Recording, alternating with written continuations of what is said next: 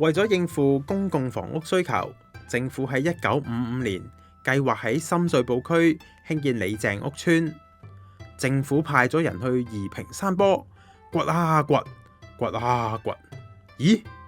喺山坡入邊發現咗啲嘢，佢哋發現咗一座古墓，亦即係而家嘅李鄭屋漢墓。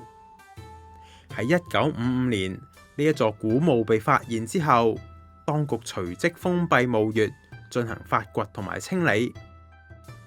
當中出土咗58件文物，連同古墓，喺1957年開放俾公眾參觀。等我哋一齊去墓旁邊嘅展覽館一齊睇下出土文物啦。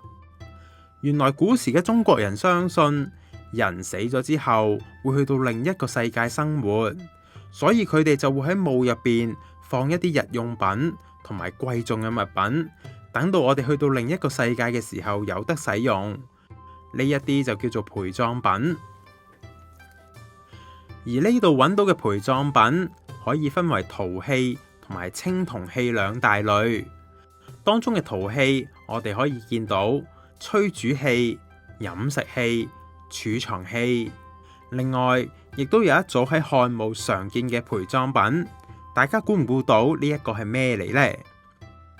原來呢一個係一組4件嘅屋、倉、井同埋灶嘅模型，反映咗當時農民嘅生活情形。至於青銅器就有碗、盤、鏡同埋鈴等等。當時整個墓室發掘咗好多件陪葬品，但係都冇發現到人骨，所以至今我哋都唔知道古墓入邊葬嘅人係邊一個。博物館入邊仲有好多反映東漢時期嘅文物，你可唔可以指出仲有邊啲啊？